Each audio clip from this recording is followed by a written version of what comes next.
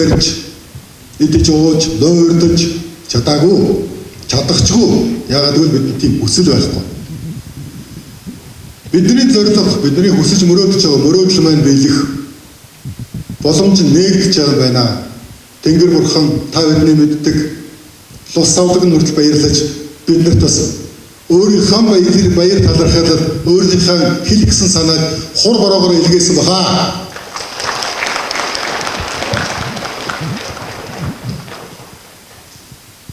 Хэвлэлийн баг хурлаар бид бүгд найрамдах намын онцгой хурлыг хурлдуулах зайлшгүй шаардлага гарсан тухай зарласан.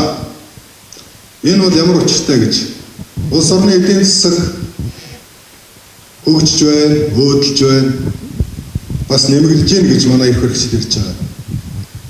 Мэдээж энэ улсын хүчиндээ бид гэхдээ энэ хөгжилтэй биш л энэ ололт амжилт энэ өсөлт иргэн бидний амьдрал дээр бидний орлогод нөлөөлж гинүү гэдэг дээр бас асуултаа үүдэж. Надад бол харагдахгүй байна. Магадгүй тэр дээгүүр орж ирсэн тэр гайхтар орлогыг тэр дээгүүрээ ирэх баригчид бас уваагүй суудаг сэтгэлгэнтнүүд хувааж завшиж болох юм. Байдал нэгдээ ийм болсон учраас бид энэс яаж гарах юм бэ? Гарахын тулд юу хийх ёстой юм? Энэ хийсэн бидний тавьсан шаардлагуудыг хэдий ямар хугацаанд биелүүлэх юм гэх мэтчлэн асуудлуудыг эрх баригчдад, эрх барьж байгаа намуудад бид хөрвүүлэх юм аа. Бид ямар нэг зүйлийг зүгээр л шүүмжлэхийн донд тусцсан, шүүмжлэх таашаал авдаг хэлбэртэй ярих гаагүй ба. Бид өөрсдийн арга барилтай. Энэ сууж байгаа хүн болгон өөрийн хүсэл мөрөөдөлтэй. Бас бүгд найрамдах нам өөрийн мөрийг хөтөлбөртэй. Үүн дээр тусгагдсан зүйлийг цаг алдалтгүй нэг яралтай хийгээч. Ингэснээр нэг өдрийн өмнө, нэг цагийн цултгаа өмнө Монголын ард түмний амьдрал сайжраасай. Бид тэнгэр заяатай хаалт удам хүүхд толгойд монголчууд гэдэг. 2000 оноос хойш маш эрчимтэйгээр энэ үйлдвэрлэлийн талаар ярьж байгаа намуудын нэг бол бүгд найрамдах нам тэр дотроо жаргал сайхан дарга гэж би ойлгодог юм. Ер нь бол үйлдвэрлэлгүйгээр улс орн хөгжихгүй юм байна гэдгийг бол мэдсэн хэрнээ хийдэггүй энэ төр засгийн эсрэг зогсож байгаа цорын ганц хүн бол жаргал сайхан дарга гэж би боддог юм аа. Тэгээд өнөөдөр Монголд бол энэ ардчлалын үнэт зүйлс бол үгүй болжээ. Ер нь ардчлалыг хэмжээ гэвэл эдийн засаг хамгийн чухал гэж би ойлгодог. Иргэн таны карманд, таны халаасанд хэдэн төгрөг байна уу? Тэр нь худалдан авах чадвар зах зээл дээр хэр сэтгэл ханамжтай худалдан авах хийж ийнэ гэдгээр энэ ардчлал тэр дотроо энэ ардчилсан нийгэмд байгаа эдийн засаг тодорхойлогддог гэж би ойлгодог юм аа. Тийм учраас олон намууд энийг хийхийг хүсдэг хэрнээ хийхгүй байгаа юм аа. Тийм учраас энэ бүгд найрамдах нам бол иргэнийг баян болгохын тухай энэ философиг, энэ зарчмыг одоо барьж ажиллах нь зөв, улс орон хөгжих нь зөв гэдэг энэ зарчимтай бол манай нам самд нэг байдаг юм аа. Тийм учраас өнөөдөр энэ ардчлалын үнэт зүйлсийг үнгүүдүүлж байгаа энэ намуудын эсрэг улс төрийн намууд, улс төрийн хөдөлгөөнүүд хувь иргэн болгон нэгдэн хамтран ажиллах ийм зайлшгүй шаардлага байна. Бид их олон жил энэ нэгдлийн тухай ярьж байгаа гэвч модель дээр нэгдэл явагдахгүй байгаамаа.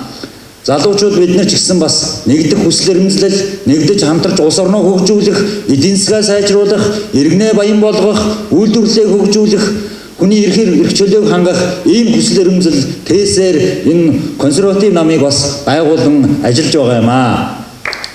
Ер нь өнөөдөр Монгол шударгаас байны үйл бас хэлэхэд бас хүнд болчлоо. Хуулийн өмнө оцсон энгийн иргэн эрх мэдлэлтэн хоёр ялгаатай хууль үйлчилдэг ийм цаг үе болчлоо. Тэгэхээр шударга ёс байхгүй байна гэж хэлэхэд хэсдэхгүй болсон байна. Өнөөдөр офшорд 300 тэрбум доллартай хүн сууж байхад өдрийн хоногийн хоолоо залгуулж чадахгүй иргэн болтлоо. Иргэнтэй болтлоо энэ улс орн энэ ардчил гэдэг юм буруу замаар явжээ. Жаргал сайхан дарагтай нэг усудаа уулзаж энэ улс орны хөгжлийн талаар ярьж байхад бол ганц л зүйлийг бид онцгойлон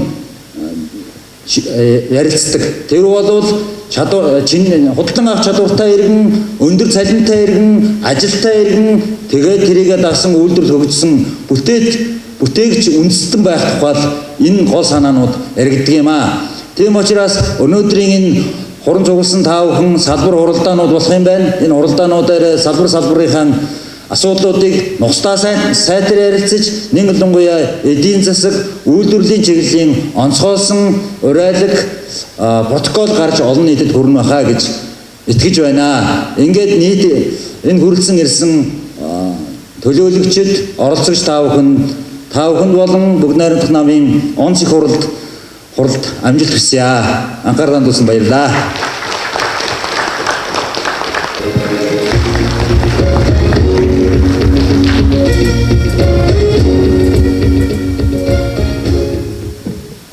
За сайн байцгаана уу. Бүгдээрээ хамт онц их хуралд оролцож байгаа та бүхэнд энэ өдрийн амар амгалан айлтгая. Мөн та бүхэнд сайн сайхныг хүсье. Өөрсдөөс эхлэх ёстой юм шиг. Бид нэр 2017 оны 3 дугаар сарын 17-ны өдөр улсын дэд шүүхэд Монголын 25 дахь нам болон бүртгүүлсэн Монголын хүний төлөө нам нэртэй намыг байгуулад жилийн хугацаанд ажиллаж байгаа. Монгол ардын нам, арилсан нам, бүгд найрамдах нам одоо юу гэдэг саяны хэлсэн намууд сайн ажиллаж байгаа бол бид нар нам байгуулах шаардлагагүй шүү дээ. Тэгээ би жагаад дарахтаач тэр саяны үг хэлсэн хүмүүстэй ч тэр олон удаа уулзчихсан. Бид нарт аюул том алдаа байдаг шүү дээ. Нэг нэгээ сонсдгоо, төлөвлөдгөө, нийгмээс худалдаггүй. Тэгээ мана гэдэг ингээд мана тана гэдэг юм хашаа үүсгэсэн.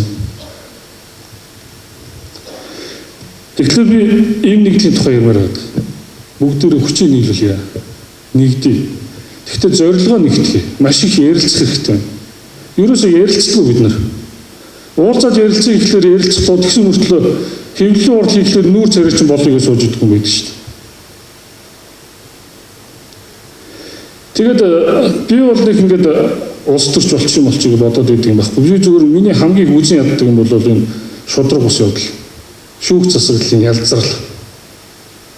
Шүүх нь ажиллаа хийхэ болцсон учраас бид нар бүгдээрээ шүүгч болчихлоо шүү дээ. Улсын их хурлыг гишүүдэн шүүгч болчихлоо шүү дээ одоо. Улсын их хурл дээр их гинт хэрэг яриад байдаг. Шүүгчнэр нь болохоор хүний эрүүгийн хэрэг тураагдсан, битүүмжлэгдсэн машин унаа явж байдаг. Тэгэхээр энэ хууль тогтоох засаглал, гүйцэтгэх засаглал, шүүх засаглалынхаа хэмжээ хязгаар ялгаа зааг бид нар сайн ойлгож цаашдаа тус бүр одоо мөрийн хөтөлбөртөө судалгаа шинжилгээний үндсэн дээр тусгаж тэгээд үнэхээр ижлэгийн одоо зорилготой нэгдэх хэрэгтэй байна гэж би хэлмээр байна. Тэгээд хичнээн олон нам байсан ч гэсэн бидний мөрийн хөтөлбөр Монгол улсын үндсэн хууль гэдэг хуулинд л захирагдаж дүрмээ зохиож байгаа, мөрийн хөтөлбөрөөр зохиож байгаа шүү дээ. Тэгэхээр би бол Монгол улсын үндсэн хуулийн 3 дугаар зүйл, 1-р зүйл хэрэгжихгүй байна. Нөгөө төрийн үйл ажиллагааны үндсэн зарчим бол шудраг усны зарчим, хууль дэвлэх зарчим гэдэг бол бүр байхгүй болсон. Энэ бол Монгол ардын нам арилсан намдаа байгаад байгаа юм биш. Ерөөсөө 1990 онд ардын шал хороо гэдэг байгууллагыг татан буулгаснаар шүүх бүрэлдэхүүнээс ардын төлөөлөгчийг авч яснаас эхлээл энэ шүүх засаглалын ялцрал төрийн хяналт хариуцлага систем устдсан байна л гэдэг энэ дүгнэлтэнд бид нар хүрсэн. Тийм учраас бид нар одоо ард түмний шүүх байгуулах, шудраг шүүхээр шүүлэх эрхтэй гэсэн үндсэн хуулийн үндсэн санааг хэрэгжүүлэхийн төлөө тэр шүүхээр одоо тэр Батялтыг гэдэг юм уу, тэр Жаргал сайхан гэдэг юм уу, тэр их хоёр гэдэг юм уу хэнэж байсан ороод шүүлгээд гарчдаг ийм болмоор байхгүй.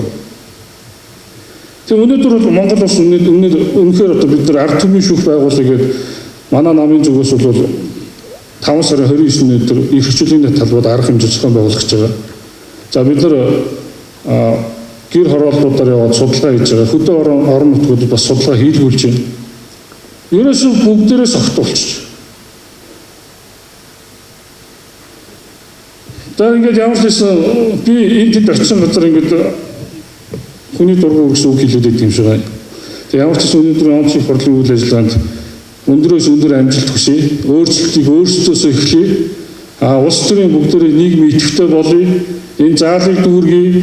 Одоо тэр UB паласыг дүүргэе.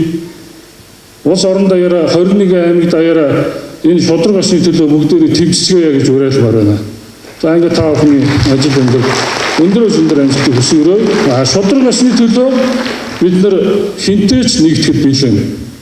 Шүүхийг шудраг болгочих юм бол шүүхээр бүх асуудлыг шийдэх үндсэн хуультай бид нар. Гэтэл шүүх нь ажлаа хийхгүй байгаа учраас өнөөдөр гэмт хэрэгтнүүд төрийн ордон дотор тухлан суудаг болцсон байна. Тийм учраас одоо би бол Жаргал сайхан даргыг бол Монгол улсын маш сайн ерөнхий сайд байж чадна гэж би итгэдэг хүн. Цаашдаа ерөнхийлөгч байх боломжтой юм потенциалтай улс төрчдийн маань нэг одоо магадгүй одоо бидний хоорондоо ярилцлаар одоо Монголд хэд итгэх юм бэ гэдэг асуулт байдаг. Би бол Жаргал сайхан даргалт нэг удаа итгэл үлээлэхэд итгэл алдахгүй байх гэж би итгэж явдаг.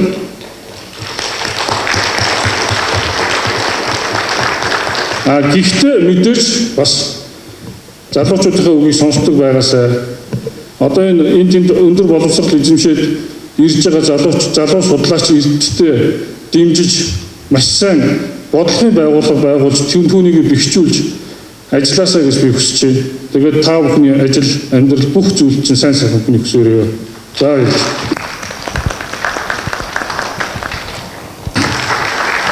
За Батял дарга баярлалаа.